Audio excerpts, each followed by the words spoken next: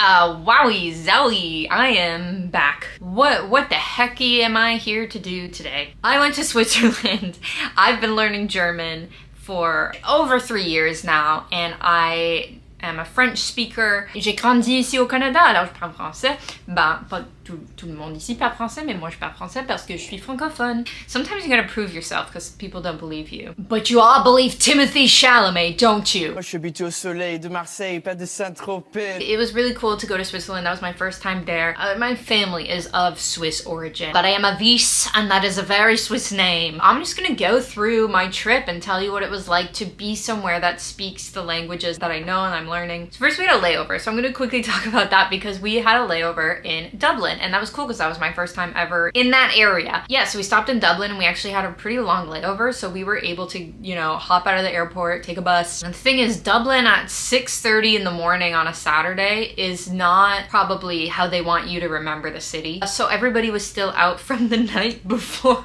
Trying to get like French fries, or I don't know, do they say chips, you know, whatever they say. They have different words for things over there. But what was really, really cool about Dublin, and like especially I guess the airport, was like everything was also written in Irish. Actually, a lot of it was like Irish first, then English. I think, you know, there's a bit where they're trying to like conserve the language. And ooh baby, Irish looks like one of those languages that I'll never know how to pronounce just by looking at it. Here's how I looked up how to say hello. Diaduit. Diaduit. Is that how you say it? Is that close at all? Someone who speaks Irish, let me know how to say hello. Then when the sun started coming up, what a beautiful city and country. It was very jarring for me. Everyone drove on the wrong side of the road for me. And I was like, but we're gonna crash! But that's normal there. So if you ever go there for the first time, you're from here, careful, that's normal there. No, but really, like, we walked through the park. I forget the name of the park, I'll put it down somewhere. And that's when I was like, oh yeah, this is the green country. Things are green here. Everything was so green, and it looks like that Irish, like, kind of dew in the air, you know, it smelled Irish over there. And it was very lovely, and one day I'd like to go and like explore more of the country. And then we oosted out of Dublin and landed in Geneva, which is in Switzerland. Yeah, Geneva's kind of like one of the big cities. To me, it's a very like international city. I mean, probably to everybody. That's where the UN is. Yeah, you get there, everybody speaking French. We ended up staying near kind of a Lebanese area, and there was a lot of Spanish speakers over there. And we went and had like Lebanese food for dinner. So we stayed the night there. So then we headed over towards like Lausanne and Vevey. So Lausanne, speaking of international, is like the head of the Olympics. But unfortunately, there was a marathon going through, so we didn't get to stop. But we drove through it and it was lovely, but we did get to stop in Vevey, which was very exciting because my grandfather worked there in a restaurant. So I got to go visit that restaurant and see where he worked. And boy, was that a fancy restaurant. I was like, maybe we can go have a drink there. If I had a drink there, I don't think I'd be able to afford any food for the rest of the trip. Oh, baby boy. I also had my little tour guide with me, Banjo. Yeah, he was showing me around. So he's a baby and he doesn't know how to act civilized in public, so I couldn't bring him in there to eat either. So a lot of reasons, but it was cool to see. So both of those cities are kind of what in the area of Switzerland called like the Romandie, am I saying that right? Or in French, Suisse romande. So basically what that means, it's the area that's French speaking. It's the west side of Switzerland that touches France. So I stayed most of my time in that area. And one thing about Swiss French to me is I find it's easier to understand for maybe people who are learning. I feel like Swiss people who speak French speak it slower than a French person would. They also, I feel like their accents are just clearer to understand. So if you're wanting to learn French, find a Swiss French teacher. Or if you're wanting to go somewhere where you can practice your French, I feel like Switzerland is a great place. A little bit more about like Switzerland as a country is that instead of like states, provinces, or departments or whatever, they have cantons, and there's 4 that have French as like their official language. So that's the Vaud, which is where I stayed, Geneva, the canton, Neuchâtel, and Jura. So those are the 4 that have like official French. And then there's Fribourg, Valais, and Bern, which also do speak French, but I think they speak German as well. We gotta get some education in here for the children. Yeah, so then we continued our drive along through Romandie and we went by the lake. So there's a lake in that area which, okay, if you're from Geneva, you would call it Lake Geneva. If you're not from Geneva, you would call it Lac Léman. So that's just, if you're talking to someone who's not from Geneva, don't call it Lake Geneva. I think there's controversy there and you don't want to start anything. But the cool thing is, because of the lake, there's vineyards. And I didn't know that, like, there was Swiss wine. But I think it's like a very small industry, so it doesn't make it to like Canada. We get your French wines, we get your Italian wines, we get your Argentinian wines, but we don't get Swiss wines. So we went where we stayed, which was a small village in the mountain, in the Jura Mountains, actually. It's not the Alps, but from the Jura Mountains, we have a view of the Alps at like all times. It was really, really cool. I loved it there. We just kind of toured all the little villages, and they're very like Swiss looking, you know, when you go, when you think of Switzerland, you think of like Heidi, the chalets, the dentelles, which are the like lace curtains. That's what they're called in French, the dentelles. Oh boy, were there cows. Holy crap. There were cows everywhere, and I loved it. And you could kind of like go in the fields, and I met a couple of the cows, and they were very nice. Some of them were mothers and had their babies there, so they were like, hey, listen, I'm nice, but like, watch it. Now, I keep saying Jura because in French it's Jura, but I don't know if it's maybe Jura, J-U-R-A. Literally, I did speak in French the whole time, so I might, like, I know the French names for things. I don't know necessarily the English names for things. If you're speaking German, J-U-R-A would be pronounced Jura, Jura, but Jura is similar to Jurassic. That's where the word comes from. There were dinosaurs there, and in fact, I saw plenty. Here, I'll edit the photo in. Oh, so cool. I can't believe that happened. Then we went to the Creux du Vent, V-A-N, and that's just like a big old hole. One thing I like about being in another country is to kind of like live as you would if you lived in the country. So one of the things I love doing is going to the grocery store, and something like that was really cool as someone learning languages and practicing languages, to see everything written in French and German at least. And then they'd have some that would be Italian because, oh, time for another lesson.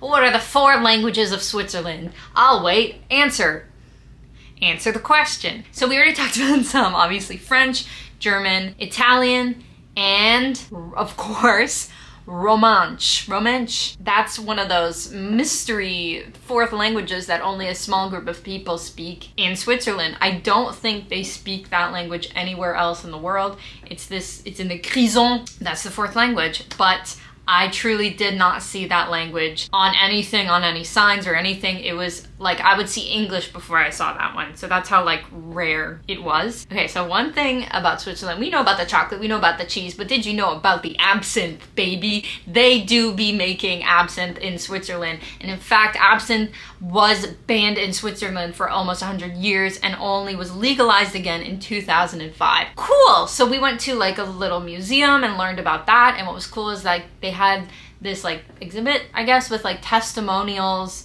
videos of people talking about their experience during the like prohibition and making it or buying it or being, you know, a judge during the time or a police officer during the time.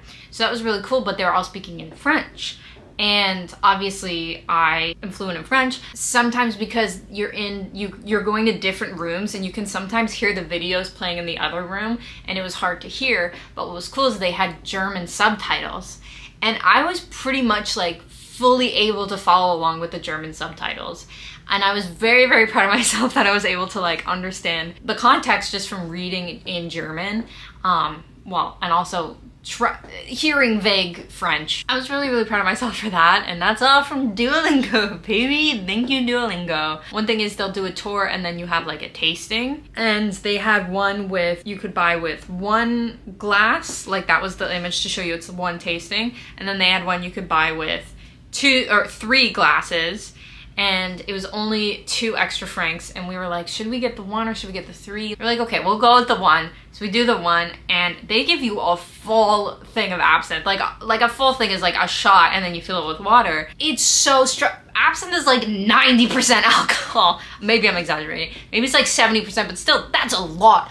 We were drunk and like had to walk around the little village to sober up before we could drive home. That was crazy, okay? So if you go there, only get one. If you're gonna have absinthe, only have one. But it was so good. If you like anise seed, absinthe is made with wormwood. Then of course we were in Switzerland, so we had to go to the chocolate factory. I did not fall in a chocolate river and die. No, it was cool. We went to the Cailler factory, which is, first of all, did you know Nestle, it was invented in Switzerland? I didn't know that. And the Cailler factory is like a Swiss chocolate brand that was bought by Nestle, and we went to that factory.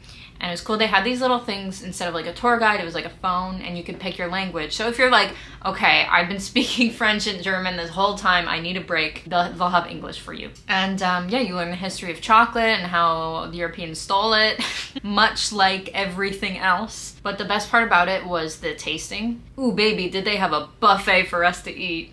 First of all, a lot of nuts, if you're allergic to nuts like me. You can't eat everything. Luckily, I'm not anaphylactic though, so I could still eat a lot. Just go with an empty stomach. But I think it's definitely worth going to a chocolate factory and eating all the chocolate you can eat. Then we went to Gruyere. You've probably heard of Gruyere. She's famous for being a cheese, but she is also a city.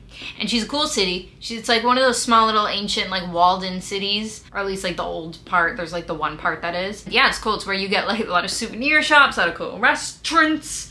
And for some reason, the museum of the films Alien. The creator of Alien is from Gruyere. Yeah, and it was really, really cool to go into the castle and check that out because I'm from Canada, where before colonizers came here, things were made to not last forever. So anything we have that is still here from olden days are from like the 1800s, if that.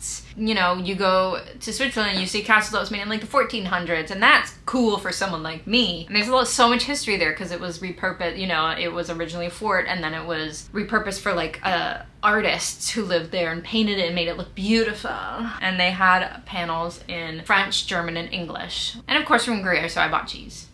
Ooh, I love a strong, the stinkier the better. Oh, okay, I was having camera problems, but I'm back. Alright, I was naming foods.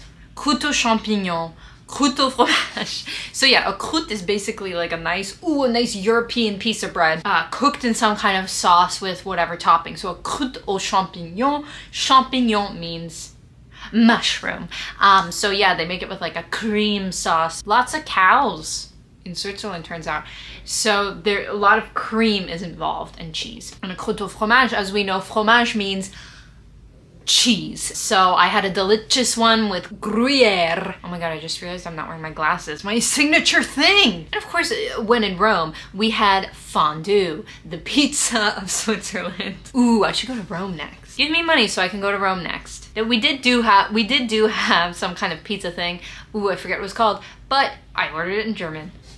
And of course we had Spätzle, which is Spätzle, I don't know. They call it Spätzle in Switzerland because that's cute. Then we went to Lucerne, or Lucerne if you're a French speaker. The fun thing about Switzerland is every city has more than one name. You got Lucerne, you got Lucerne, you got Bienne, you got Biel, you got Geneva, you got Genève, you got Zurich, you got Zurich. That one's the same. That was so fun because it's a German-speaking city. It's very touristy, but it's so cool. It might have been my favorite city. Everybody speaks basically German or English if you're like in the touristy area. Yeah, I really got to practice. The thing is, I don't understand what people are saying. And that's not because Duolingo has failed me. It's because the Swiss dialect is so, and there's many, there's not just one, there's all over the place. But it's very difficult to understand even though I'm trying so hard to learn. There's a bridge there. Well, there's two. There's a small one and a big one. That's what you gotta see when you're there. It's a cool big bridge. There's like paintings on the top, like in these little triangle things that hold the bridge up, the roof of the bridge, with like old paintings telling the story of like Switzerland. You know, they have words written in German. That's fun, and I could understand most of what was going on because guess what? Again, Duolingo. I just really loved it, just like the whole town. It was beautiful and it looked good. It was schön. It was wunderbar. The best part, one of my favorite parts of the whole trip is that we went into a little chocolate shop and I ordered a little tiny box of chocolates in German successfully. First of all, like I said, everybody speaks English, so I think she knew I was like putting an effort to try to practice German, because at one point I wanted this little chocolate that looked like a hedgehog, and I was like, ich möchte bitte the hedgehog. And she, instead of switching to English like they'll do in like Montreal or France, she kept speaking in German, but she was speaking Swiss German, so she would ask me questions and I had no idea what she was saying. And I was just like, act like you know what's going on, and I did. Well, I got what I wanted and I paid for it, and that was successful to me. That's what I've been working hard for, baby. Because I do think to truly like, A, prove that you know a language, and B, learn it properly, is to speak it in daily life. And something like German is hard to do when I live in Toronto because everybody speaks English here. That was a really, really cool thing. I felt so proud of myself. It was like a rush of excitement. So the final days in Europe we spent in France, actually, in the mountains still, just kind of on the border. Yeah, it was French. There was a lot of similarities because it was on the border, so you still got the Swiss style houses and stuff. But what the probably biggest thing I noticed, the difference between Switzerland and France, besides the accent, is the prices. There's a reason they say Switzerland is the most expensive country in the world. Oh boy, it was like a quarter of the price to go to a grocery store in France. Crazy wazy.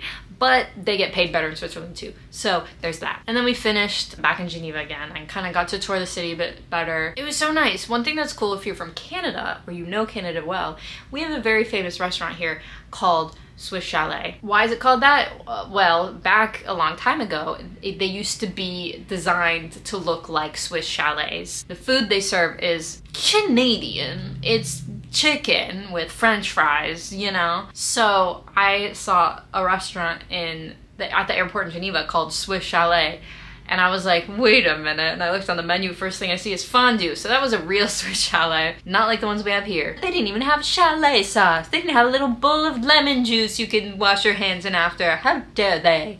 But we did go to a restaurant that was actually like a Swiss chalet inside, and it was delicious, and I had more cheese. Oh man, was my body full of cheese. Ooh, my digestive system did not like that. It was nice to come home and eat a vegetable, but I had a great time, and I think it's like such a beautiful country. I don't want to get emotional, but I'm gonna go back there one day. One thing I'm doing is trying to listen to podcasts that just speak in Swiss German to kind of just hear it. There's a podcast on the podcast app called Easy Swiss German. It's just listening to people speak, like tell stories in Swiss German slowly and clearly. I'm also following an Instagram account. The Instagram account is called Swiss German Beginners. So that's how I'm trying to learn that while still learning like High German. So that was really cool, and it was cool to practice my French the whole time.